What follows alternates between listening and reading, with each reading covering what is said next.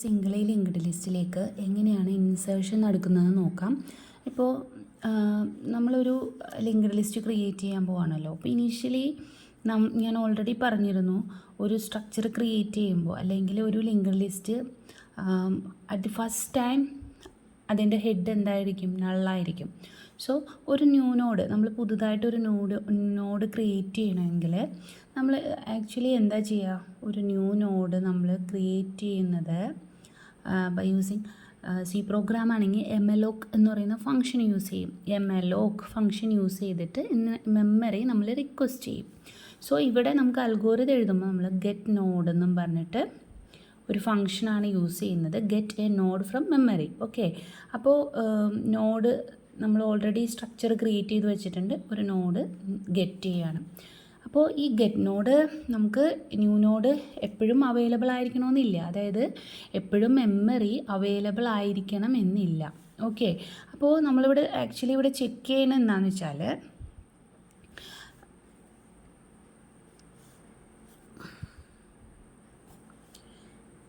If new node equal to null, അതായത് memory available അല്ലെങ്കിൽ നമുക്ക് റാമിനകത്ത് നമ്മളിപ്പോൾ ഒരു റിക്വസ്റ്റ് ചെയ്ത അത്രയും മെമ്മറി സൈസ് അവൈലബിൾ അല്ലെങ്കിൽ ന്യൂ നോഡ് എന്താ റിട്ടേൺ ചെയ്യുക? ഈ ഒരു function will return a null value. So new node contains, new node is a actually it's an address അല്ലേ, new node is a pointer. അപ്പോൾ ഇതിനകത്ത് ഒരു നൾ വാല്യൂ ആയിരിക്കും വരിക. സോ നള്ളാണെങ്കിൽ that means memory not exist. Okay, സിമ്പിളായിട്ട് എഴുതിയെന്നേ ഉള്ളൂ. അങ്ങനെ ഒരു മെസ്സേജ് പ്രിൻ്റ് ചെയ്യുക. Okay, memory. ഇനി അതല്ലെങ്കിൽ, അതായത് മെമ്മറി നമുക്ക് കിട്ടി, നള്ളല്ല, മെമ്മറി കിട്ടിയെങ്കിൽ നമ്മൾ എന്താ ചെയ്യുക? ന്യൂ നോഡിൻ്റെ ഡാറ്റ പാർട്ടിലേക്ക്, അപ്പോൾ ന്യൂ നോഡ് എന്ന് പറയുന്നത് സ്ട്രക്ചറിൻ്റെ ഒരു മെമ്പർ ആട്ടോ, അല്ല സ്ട്രക്ചർ വേരിയബിളാണേ. അപ്പോൾ new node data is equal to item. അപ്പോൾ ഏത് ഐറ്റമാണ് ഇൻസേർട്ട് ചെയ്യേണ്ടത് ആ ഐറ്റം നമ്മൾ കൊടുത്തു. അപ്പോൾ ഐറ്റം നമുക്ക് ഈ ഫംഗ്ഷൻ ഈ അൽഗോരിതത്തിൽ പാസ് ചെയ്ത് വരണം കേട്ടോ.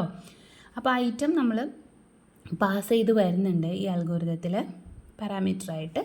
സോ ഐറ്റം നമ്മൾ ന്യൂ നോഡിൻ്റെ ഡാറ്റയായിട്ട് ഇൻസേർട്ട് ചെയ്തു. അതിനുശേഷം ന്യൂ നോഡിൻ്റെ നെക്സ്റ്റ് പാർട്ടായിട്ട് നമ്മൾ എന്ത് കൊടുത്തു? നൾ കൊടുത്തു. അപ്പോൾ ഇവിടെ ചെയ്തത് ഒരു ന്യൂ നോഡ് ക്രിയേഷനാണ് നടന്നത്. ഇപ്പോൾ ഒരു ന്യൂ നോഡ് ഇവിടെ ക്രിയേറ്റഡ് ആയി അതിൻ്റെ ഡാറ്റ പാർട്ടിലേക്ക് ഇപ്പോൾ ഐറ്റം 10 ആയിരുന്നു എന്നിരുന്നെങ്കിൽ 10 അസൈൻ ചെയ്തു. അതിൻ്റെ നെക്സ്റ്റ് പാർട്ട് എന്താക്കി? നള്ളാക്കി വെച്ചു. ഓക്കെ, ഇപ്പോൾ ഇവിടെ ഒരു ലിങ്ക്ഡ് ലിസ്റ്റ് ഒന്നും ആയിട്ടില്ല, ഇവിടെ ജസ്റ്റ് ഒരു ന്യൂ നോഡ് ക്രിയേറ്റ് ചെയ്തു മാത്രമേ ഉള്ളൂ. ഓക്കെ, ഇനിയാണ് ലിങ്ക്ഡ് ലിസ്റ്റ് ആക്കി മാറ്റാൻ പോകുന്നത്.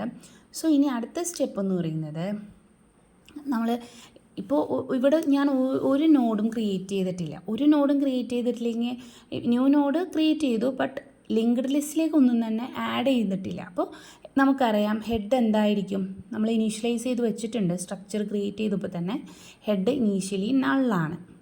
അങ്ങനെയാണെങ്കിൽ ദാറ്റ് മീൻസ് ഇപ്പോൾ ഞാൻ ഈ ക്രിയേറ്റ് ചെയ്ത ഈ നോഡ് തന്നെയാണ് നമ്മുടെ ഹെഡ് നോഡ്.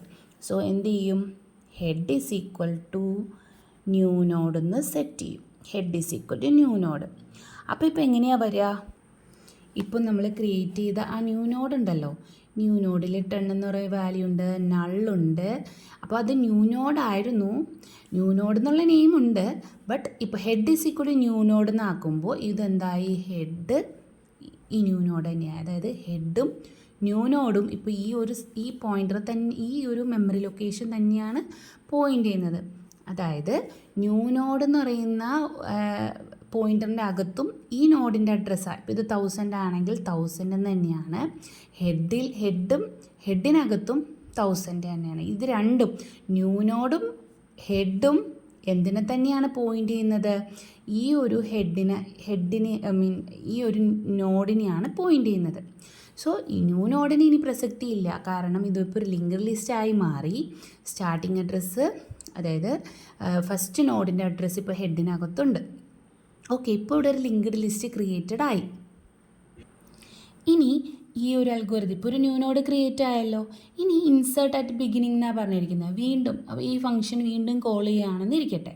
അപ്പോൾ വീണ്ടും ന്യൂ നോഡ് എന്ത് ചെയ്തു, ഒരു ന്യൂ നോഡ് ഗെറ്റ് ചെയ്യുകയാണ് ഫ്രം മെമ്മറി പൂളിൽ നിന്ന് കേട്ടോ. ഫ്രീ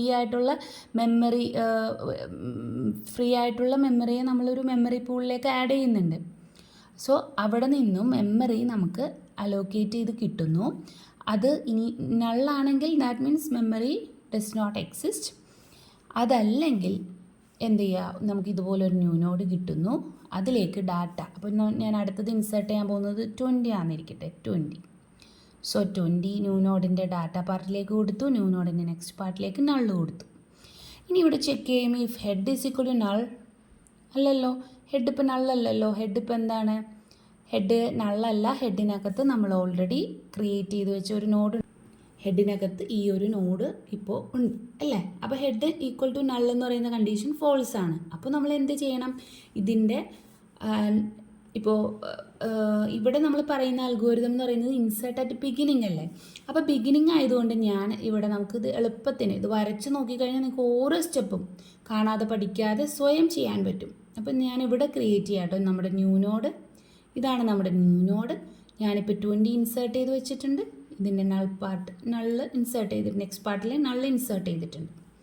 ഇനി നമുക്കിവിടെ എന്താ ചെയ്യേണ്ടത്, ഇവിടെ ചെയ്യേണ്ടത് ഹെഡിനെ നമ്മൾ എന്ത് ചെയ്യും, ഇപ്പോൾ ന്യൂ നോഡാക്കി മാറ്റണ്ടേ.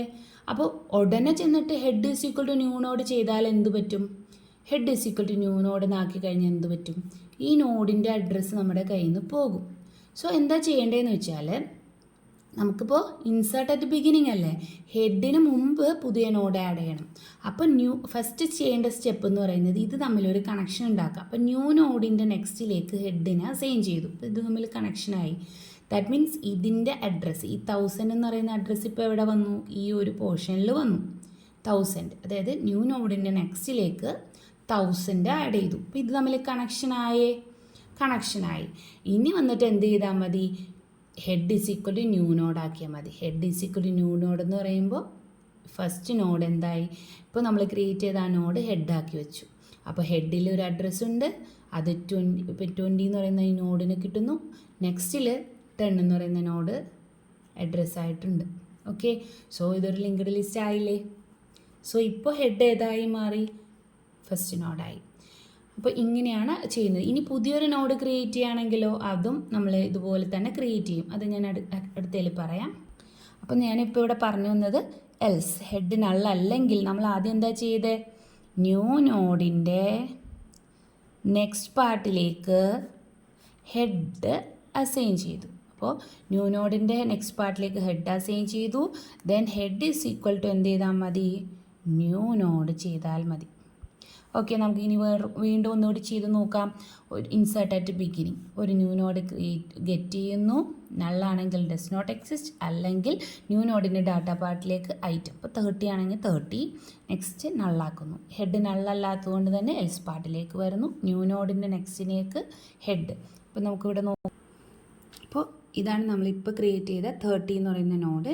ഈ 30 എന്ന് പറയുന്ന നോഡ് അതാണ് ന്യൂ നോഡ്. ഈ ന്യൂ നോഡിൻ്റെ next is equal to head ആക്കാന്ന് പറഞ്ഞാൽ ഇങ്ങനെ ഒരു കണക്ഷൻ വന്നു.